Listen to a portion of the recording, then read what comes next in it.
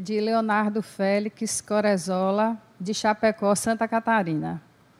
É saudável fazer terapia de vidas passadas quando há o sentimento da existência de um conflito do passado a ser resolvido e quando já houve alguns sinais, como lembranças de outra vida relacionadas a tal problema? Leonardo, eu já tive algum contato à distância, eu sinto como um dos que são componentes do salto quântico, só que morando em outro estado. Então, Léo, foi boa a sua provocação, Félix feliz, né? Léo feliz. Tem pessoas assim que se mantêm afinadas com a causa mesmo à distância. A terapia regressiva a vivências passadas, como todas as terapias, elas se prestam melhor a determinados tipos de problemas, como por exemplo os fóbicos. Quem tem problema de fobia, mais facilmente tratará suas fobias com terapias regressivas a vivências passadas, porque significa que a pessoa está com muito medo de alguma coisa por uma causa de que ela não se lembra. Se ela se lembra da causa que provocou o medo, ela dissipa o medo no presente. É quase como um condão mágico, a pessoa se recorda do que aconteceu no passado e sai da terapia do transe sem a fobia. Ou pode fazer isso para e passo várias vezes, né? Fazendo paulatinamente o desdobrar da memória. Isso pode se dar também por outras terapias. As fobias podem ser tratadas, a terapia cognitiva faz isso, pela dessensibilização sistemática, etc, etc.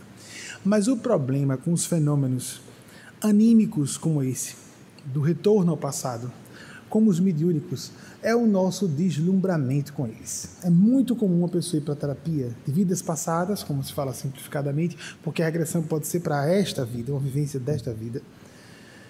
Porque, então, é interessante notar, a pessoa pode resolver um drama só desta vida e, ao mesmo tempo, desmantelar a causa de seu problema que vem de outras vidas.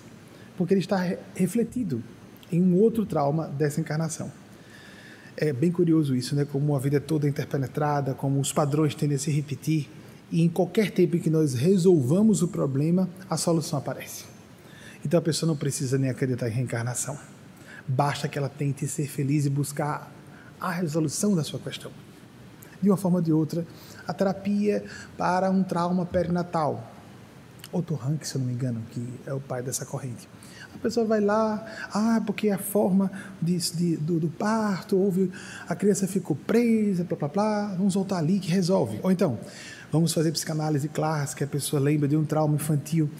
E o que acontece? O Coexis, que Stanislav Grof, eu já fiz referência às experiências condensadas aqui, aparece num padrão de outra vida, um trauma de outra vida, um trauma no momento do parto, um trauma na infância, um trauma na vida adulta jovem.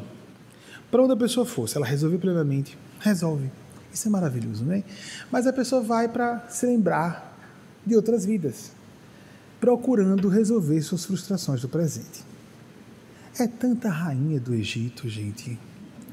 É tanta aristocrata.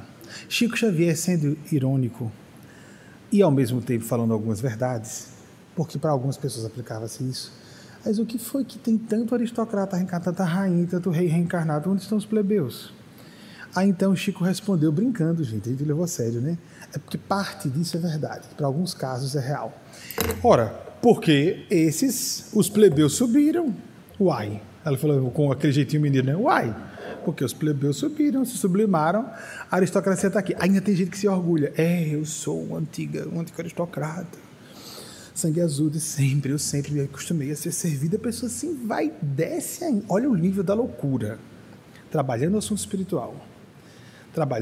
Buscando se libertar dessas tolices, essas superficialidades, essas imaturidades. E a pessoa está achando, está se engrandecendo, porque nasceu por acidente num castelo. Ser um pervertido, ser uma pessoa doente, uma pessoa que abusava de outras, ela se sente o máximo, que vem, ainda é castelã, está reencarnada. Eu me recordo de uma senhora, eu parei, me lembro que foi um dos motivos, não foi o único. Fiz algumas experiências de regressão de memória, e uma delas uma pessoa com problemas gravíssimos de narcisismo, casada a complexo de inferioridade, que parecem contraditórios, mas são casados normalmente. A pessoa muito arrogante e que se sente um lixo. Pode criar máscara de se sentir superior e até se achar e por dentro se sente nada. E aí foi uma rainha do Egito. Mas, meu Deus do céu, não. Essa patetice aqui no meu consultório, quando tinha isso até 2009, mais ou menos, atendi algumas pessoas até 2010 pingadas. Não, é demais. E eu não tive disposição, isso no início da década passada, eu não tive disposição de falar. Porque não era para falar. A primeira visita da pessoa, mal fiz uma regressão, já estava no Egito Antigo, era uma rainha. E saiu realizado, feliz, envaidecida, que era uma rainha do Egito. Amigos, nós temos que ser, hoje, reis do espírito. Aquela história do rei e da rainha interiores são o ânimo e a ânima. Ânimos e a ânima. O masculino e o feminino, adultos. O pai e a mãe interiores. Quando se fala nos insetos sociais, como por exemplo, as abelhas, a rainha é a mãe. Ela está parindo o tempo todo.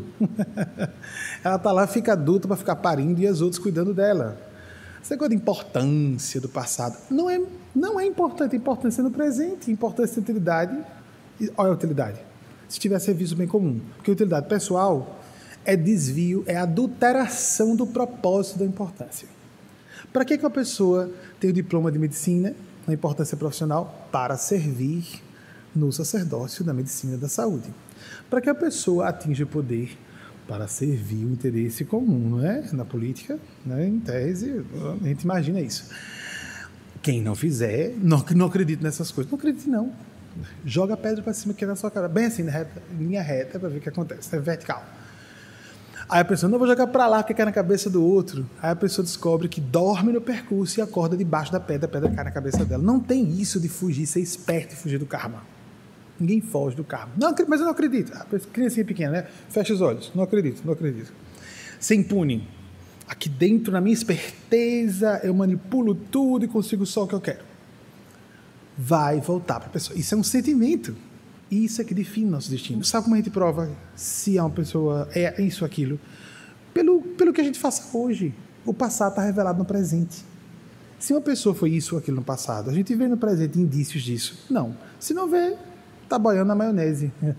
Então, fiquemos atentos a essas Félix, sugiro, e a todas e todos. Todos precisamos, a sugestão é geral de fazer terapia, ou de ter aconselhamento espiritual, de termos o trabalho terapêutico que lato senso fazemos, sem nem nos darmos conta, com amigos, com entes queridos, com pessoas de nossa confiança. Às vezes, como falei de um médico, eu utilizo, quantos de vocês médicos começam a ouvir desabafos? Espera aí, eu não sou psicólogo, alguns mais lúcidos dizem, você quer fazer terapia? Você está precisando fazer terapia? Eu preciso, tá me chamando de louco, doutor ou doutora? Não, se você é lúcido, procura terapia, naturalmente. Algumas pessoas acham que não precisa de ajuda de ninguém, ou que não confiam em ninguém. Aí isso é um problema maior ainda. Está precisando mais ainda. Né? Agora temos, às vezes, relações amicais tão boas que nós podemos dizer, nossa, é como se fosse uma terapia. E pode funcionar, sem preconceito. Às vezes, a relação com o guia espiritual pode ser extremamente terapêutica. Há terapeutas que não são psicólogos. Taizinha, que é filósofa, começou a trabalhar com isso. Há uma linha de filósofos de São Paulo que fazem terapia. Não é psicoterapia, é terapia lato sensu. Então, fiquemos atentos.